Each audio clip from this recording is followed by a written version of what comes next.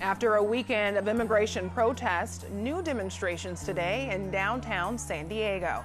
Activists speak out against the government's immigration policy. And a fast-growing wildfire near Sacramento is threatening homes. See some of the damage that's already done. Welcome home, Chief Stoll. Welcome home. A new chief for San Diego firefighters. Why the mayor is going with a familiar face to lead the department. How to count money, how to budget your money, communication skills, social skills. And we'll show you a local program that's helping young adults with autism live successful, confident lives. KPBS Evening Edition starts right now.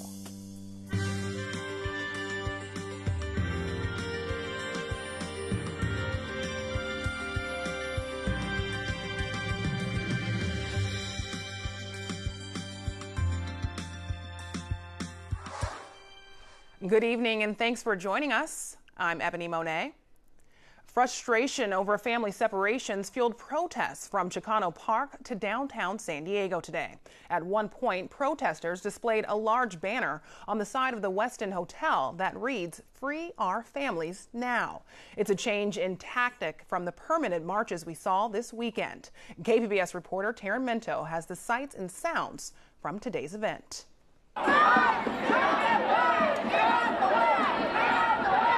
I'm sick and tired of... I'm sorry. It's just... I can't imagine the suffering the people who don't have their child with them. I'm blessed to be here with her, and if it's a little bit that I can put to make a difference, I would do whatever it takes. Down to the border, took back what they stole from me now. You know, people from across the country came, here, folks from here in San Diego, from the region, from California, and all the way from New York City. Folks gathered for a children's march. We felt that it was important to bring children to the side of where some of these decisions are being made. We saw art, puppets, a float. There was other groups of folks that did different, distributed, decentralized action, nonviolent civil disobedience. This is for our sisters who are locked inside. Together we will abolish lies. This is for our mothers who are locked inside. So First Amendment rights, we love you guys coming out here and doing it. We just need to get you off the building so that there's no fire hazards, no breaking the law. I'm a city council member and alderman in the city of Chicago, and I'm here today because we need to abolish ICE. The only way that we can keep our families together is if we end the practices of Jeff Sessions, the Department of Justice, and ICE, and end that agency completely. A banner was hung from Westin here behind me. People that were involved with me, gente, were protesting Barack Obama around 2 million deportations, demanding no more deportations, demanding that Donald Trump not continue those same policies. So we've been protesting him all along, but again, Donald Trump's and Jeff Sessions' attacks have intensified against our communities, and that's why now our response is intensifying. So you're going to hear more of us, you're going to see more of us. This fight has just begun. San Diego police estimate 800 people took part in the protest. 10 arrests were made for trespassing and other charges. Voters in Mexico have rejected major political parties, choosing instead a leftist to be the next president. Andres Manuel Lopez Obrador is the former mayor of Mexico City. He goes by the nickname AMLO. His Morena party was founded in 2012. He ran on a platform of anti-corruption, raising salaries and pensions for seniors and scholarships for the young. This is some of the scene last night in Mexico City where crowds gathered for a victory speech. President Donald Trump sent a congratulatory tweet, even though Lopez Obrador is promising to take a tougher stance against the Trump administration. KPBS talked to San Diego's Border Patrol chief about the change in leadership. I think once he sits down with the leadership and they start having briefings, if you will, to bring them up to speed on the dialogue we're currently having about Mexico being a safe third nation, about really trying to improve the safety and security of the entire region, the entire hemisphere, not just the United States. I think he's going to be surprised at some of the good work that's going on behind the scenes. PBS NewsHour will have more coverage on Mexico's election and what it will mean for immigration and trade with the U.S. You can watch the NewsHour at 7 here on KPBS. A new fire chief has been chosen by San Diego's mayor. Eric Anderson has more on his credentials and the challenges he faces. Colin Stillwell knows the San Diego Fire and Rescue Department well. He began his career working for them in 1988, and he held a variety of positions in his nearly 3 decades of service. Stillwell left the department in 2016 to take the top job at Heartland Fire. San Diego Mayor Kevin Faulconer says that experience gives him confidence in Stillwell. Chief Stoll is the right person to carry that vision forward and to continue making the investments needed to keep our neighborhood safe. His appointment still needs council approval. San Diego Fire and Rescue has had a tough time getting to emergency calls fast enough. A report released last year found the department struggled to hit the 7.5-minute standard for reaching a site after a 911 call. Department-wide, the average response time was 8 minutes 10 seconds. New fire stations will help, but Stillwell says he'll look at different approaches to cut average response times. We cannot continue to just add more resources, more fire engines, more ambulances out on the streets to take care of the call volume. We need to look at alternative ways and deployment models of how we're going to deliver those services and the appropriate services. The chief officially takes office in mid-August, but he says he'll have planning meetings with fire department officials before that happens so that he can hit the ground running. Eric Anderson, KPBS News. San Diego fire crews say they're ready if called on to help with the growing wildfire near Sacramento. CAL FIRE calls this the county fire. It started Saturday and has already burned 45,000 acres. That's about 70 square miles. Fire crews say high winds, heat, and low humidity are making this a difficult fire to contain. Right now, it's at less than 5%. The fire is threatening dozens of buildings, including homes, and some evacuations have been ordered. We don't even call it fire season. There is no season anymore. It is year-round. We've seen that for the last several years. Someone asked me this morning, oh, this is the new normal. Well, the new normal was last year. We're in the normal. Smoke from the wildfire blew into the Bay Area on Sunday. These pictures from the San Francisco Chronicle show the Golden Gate Bridge obscured by an orange fog. A San Diego City Councilwoman is backing off a plan to take better control of the Housing Commission. KPBS reporter Claire Tragesser tells us how this might impact a program meant to desegregate neighborhoods. A federal program is asking cities to give more valuable housing vouchers to people who want to move into pricier neighborhoods, with the idea that would help desegregate them. Councilwoman Georgette Gomez had planned to ask the council to take more authority over the San Diego Housing Commission to achieve that goal. Now she says she's focused on other things. I need to make a decision in terms of when to prioritize things, being that we're not making decisions right now for the Section 8 vouchers in terms of the amount, that it's important, but I need to protect people that are getting discriminated right now. She's currently focused on building more affordable housing and preventing landlords from denying homes to voucher holders. She would still like more control over how the Housing Commission gives out vouchers, but she doesn't have a timeline for when she'd move on the issue. Claire Tragesser, KPBS News. Getting ready for the adult world can be difficult for any young person, especially for students with special needs. KPBS education reporter Megan Burks shows us the unique way the San Diego Center for Children is easing that transition. I want you to hold this, count the orders for me. How many, Shay? 11. Cool. My name is Demetrius Fidelich, and I'm at San Diego Center for Children. Today we went through the process of doing Fast and Furious food delivery. Fast and Furious is what Vidalich and his classmates call their weekly food delivery service. 17-year-old Devin Wells came up with the name. It's fast and it's good food delivery, and it comes fast to the staff. Today they have a big Subway order to fill for teachers at the center. You want to do the first one? Thomas Ono Machado is their teacher. He's focused on helping the students become independent adults. How to count money, how to budget your money, communication skills, social skills, and how to get around with the bus and trolley. That's the goal behind Fast and Furious, to foster independence. I think the best thing about the food delivery is that it encompasses so many things in one activity. So you get the social skills out of it, you get the language arts and reading because you can read off the forms. The students will help me write the script if we need one. It helps with math because now you're handling change and we're deciding how much we want to charge for different items. And so I guess the biggest thing that we've seen is that the students are really taking leadership of this whole program. You're going to do the big order with 5 in 1. It has the credit card and it has the gift cards in it. Yes. Are you ready? 18-year-old Shay Harbor takes a stack of order forms to the counter. Spinach,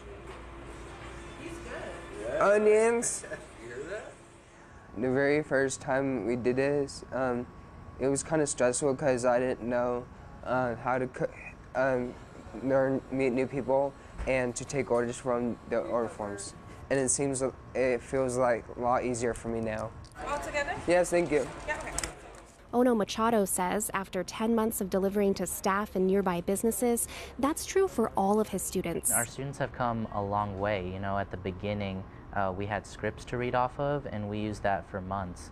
And even some of the students, as they probably told you, struggled even just reading the script, making eye contact. But now what you see is a lot of confidence in the students, a lot of personability with the staff that they come into contact with here on campus, and also you see that personability when they go out into the community and go into the restaurants. Thank you. Well, we got all the orders. We did get all the orders. I think it went today. I thought it went pretty smooth. Very smooth. Very smooth. Yes. Yeah. I love Subway. They always, when I come to Subway, they have a good attitude. They do. They treat us very well here. Yes. Very patient. Back at school, Devin Wells announces their arrival on the walkie-talkie. This is D West. Fast and Furious food delivery is on our way. The students fan out to deliver the sandwiches and change. For classroom 4. Thank you. Thank you, Shay. Thank you. Thank you. It's awesome. Nice to see you. Nice to see you as well, Shay. Thank you. The first delivery goes well, but next door... Oh, I got the wrong order forms. Okay, well then we have to fix that. So there's one in for classroom 3? Miss Shudding. Okay, so I got the right one. Thank you. Perfect. Hey, Shay, that was great to clarify, though, to make sure everyone got their order. Yes. Awesome. Thank you. Ono Machado hopes to have all of his students employed by the end of summer. That's it. That's it? Mm-hmm. Megan Burks, KPBS News. I'm Judy Woodruff. Tonight on the NewsHour, Hola AMLO, analysis of Mexico's historic election that ushers in a new government. Coming up at 7, right after Evening Edition on KPBS. California Highway Patrol begins a maximum enforcement period tomorrow. Drivers will see added patrols beginning at 6 p.m. for the 4th of July holiday. CHP will be looking for impaired drivers. 1,200 arrests were made across the state during last year's 4th of July period. Law enforcement agencies from across the county were in Mission Bay this morning to get their message out. This is the first 4th of July enforcement period since marijuana has been legalized for recreational use. Escondido's chief of police was among those reminding people that DUI doesn't just mean alcohol. You're going to see a lot of extra officers out there all focusing on DUI enforcement. And we're not just talking about alcohol, we're talking about drugs, marijuana, prescription drugs, and the combination of all. So don't drink and drive, and be responsible, get that safe ride home. In addition to marijuana, impaired drivers can also be arrested for being under the influence of prescription drugs. The State Office of Traffic Safety says the average cost for a first-time DUI offense is $10,000. A big warm-up is expected after the 4th of July holiday, with highs near 90 expected on the coast. Aaron Calandra has details in tonight's forecast. Happy Monday to you. I hope you had a great weekend, and we're starting off the work week pretty pretty good. It's nice outside. We don't have any precipitation. Temperatures are right around average. Taking a look across the southwest, well, things are looking nice across California. Nothing to really talk about. We don't really have any storms moving in, but our temperatures, they are going to slowly increase throughout the week. So for tonight, 64 degrees, a couple of clouds around. Of course, they're going to be lingering in the morning hours and then breaking up. Oceanside tonight at 63, San Diego 64, and Chula Vista right around the same. Further inland here, Borrego Springs 72 and Mount Laguna a cool 55 degrees. It is very hot in the deserts, triple digits, but right along the coast, we have that nice cool breeze coming in off the Pacific, and that keeps our community right along the coast very comfortable. That's what we'll see in San Diego on tomorrow on our Tuesday. So 73 degrees for the high temperature with lots of sunshine. Chula Vista 73 and Oceanside a little warmer at 75. Ramona 85 and Borrego Springs 104. Make sure you're staying hydrated if that's where you are. We are still seeing drought conditions, pretty severe in most areas and even extreme once you get into those interior regions. Now, as far as the outlook for the 4th of July, it's going to be hot and dry. We do have concerns for wildfires here around the Four Corners. So as far as fireworks, probably not the best idea for those communities, but of course, it's going to be up to the local government and agencies there. For us, there shouldn't really be much of a problem. It's going to be pretty nice, though. Look at these temperatures jumping up to near 90 by the weekend. So the beach is certainly going to be a popular place. And then interior areas, it's going to be hot. We're talking 103 by Friday. So these temperatures can be dangerously hot. Make sure you're checking on the elderly, family members, neighbors, kiddos, and animals. Make sure everyone is staying hydrated and cool. In the mountains, we reach the 90s, 91 over the weekend. And in the deserts, really cooking on Friday at 115 for the high temperature. For KPBS News, I'm Erin Calandra. Ebony, back to you. Station Houston on 1 for Dragon. Are you ready for capture for step 6 in 1.102? And we have capture confirmation. The capture coming at 5:54 a.m. Central Time. SpaceX has arrived at the International Space Station. The special delivery includes an artificial intelligence robot. A German astronaut will use it for science experiments. The SpaceX capsule also brought a pair of mice to study bacteria in the gut and see if it changes while in space. New technology is making it harder to tell the difference between real news and disinformation. AP reporter Krista Fourier shows us how video is being used to make people appear to say things they never said. It's become a rallying cry. Fake news, folks, fake news. But that line between fact and fiction is getting further blurred thanks to new technology. A deep fake, in a nutshell, is a fake video. It's a video that has been created by essentially feeding a computer algorithm lots of images. You feed it enough of that content, and over time, the algorithm learns how to mimic that content. Deepfakes use facial mapping and artificial intelligence to produce videos that experts say are getting more sophisticated every day. You can sort of see a trajectory develop where within a year or two, it's going to be really hard for a person to distinguish between a real video and a fake video. Both Republicans and Democrats predict this high-tech way of putting words in someone's mouth will be the next weapon in disinformation wars. We know there are people out there that are trying to divide society, influence elections, and we know this capacity exists. So it's only logical that at some point someone's going to take the next step and sort of weaponize it. There have already been attempts at it. In 2009, the U.S. Embassy in Moscow complained to the Russian Foreign Ministry about a fake sex tape, allegedly made to smear a U.S. diplomat. We're entering an era in which our enemies can make it look like anyone is saying anything at any point in time. In April, BuzzFeed published a deepfake with comedian and director Jordan Peele that appears to show President Barack Obama giving an address. Now, you see, I would never say these things, at least not in a public address, but someone else would. Someone like Jordan Peele. According to the video's producer, the clip was created using a combination of professional and free video editing programs that use machine learning. I knew it was possible, but I wasn't sure if it would actually work. And when it was working, I was like, this is crazy. Like that. It's still pretty difficult, but like way easier than it should be. The U.S. Defense Department and universities are working on technologies to detect fake images and videos. But lawmakers and intelligence officials worry that U.S. adversaries will use doctored video to influence midterm elections, future political campaigns, or jeopardize national security. It takes some real forensic capability, technical capabilities, to be able to show that it's not real. And by the time that's done, it's been widely disseminated. Rubio and other lawmakers hope knowing about this technology will make people rethink taking a video at face value. Krista Fourier, Associated Press. The 6th annual San Diego International Fringe Festival ended last night with an awards ceremony at the Spreckles Theater. KPBS arts reporter Beth Accomando recaps some of the best of the fest.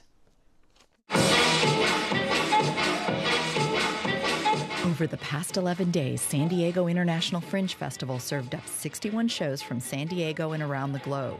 The shows were unjuried and uncensored, allowing artists complete creative freedom.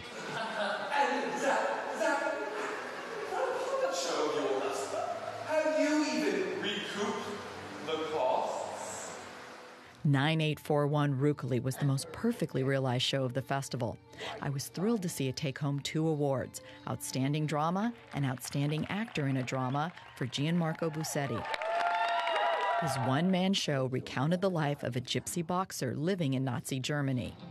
What's your name? No. What's your Sinti name? Rukeli. And what does it mean? What does Rukeli mean? Tree. Rukeli means tree. And the more you say, the more you feel your courage rise. Tree.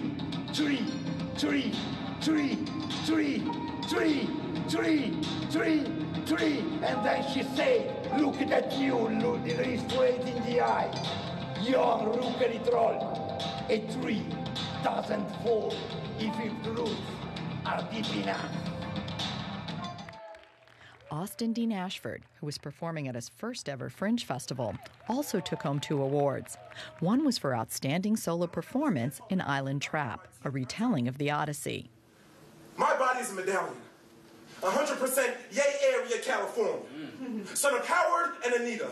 Great debater and great speaker. I'm a fully loaded spirit with special features, born gifted. And I'm willing to be phenomenally, which is why I'm polishing my shine like an anomaly, indescribably. If life was a game of chess, then I would be the queen. Kiss the ring, I'm owning the board like Monopoly. I'm a doctor, constantly giving surgery. Mayweather don't want it with me in this platinum lyrical ring. I belong with the phenoms because we click like icons. Faithful to my seed like Zion. Big mane on my face like a lion. Black avatar with no bites on. Austin Dean Ashford. Mr. Black Lives Matter. His show received a second award for Best of Fest, and it was fun to watch his reaction when he discovered it came with a trip to New Zealand Fringe. New Zealand shows scored well, too. La Moana won for Outstanding Ensemble.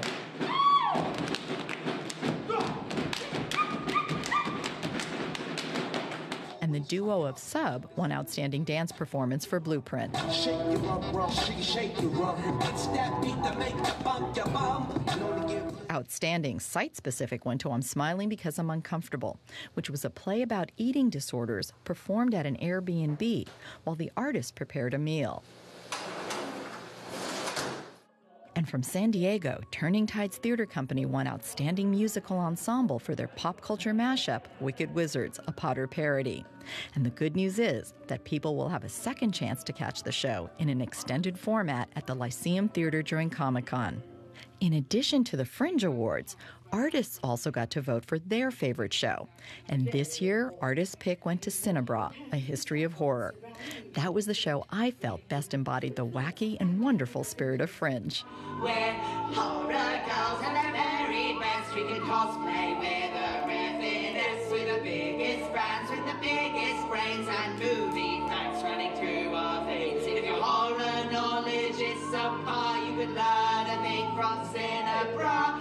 Ha ha ha ha ha ha. That's it from Fringe 2018 and 11 days of theater bliss. Beth Accomando, KPBS News. San Diego sports fans may be some of the first to see LeBron James leave the Lakers. The team's first preseason game will be right here at the Valley View Casino Center. On September 30th, the Lakers will take on the Denver Nuggets. The four-time NBA MVP announced Sunday night that he has agreed to a 4-year, $154 million deal with LA. This means for the second time in his career, he'll say goodbye to the Cleveland Cavaliers. Now here's a look at what we're working on for tomorrow in the KPBS newsroom. Nearly a month after the primary election, all the votes are in. We'll have an update from the San Diego Registrar on its final vote count. And on KPBS Midday Edition, new research shows how the sport of non-contact boxing can slow the effects of Parkinson's disease. You can find tonight's stories on our website, kpbs.org/evening edition. Thanks for joining us. Have a great night.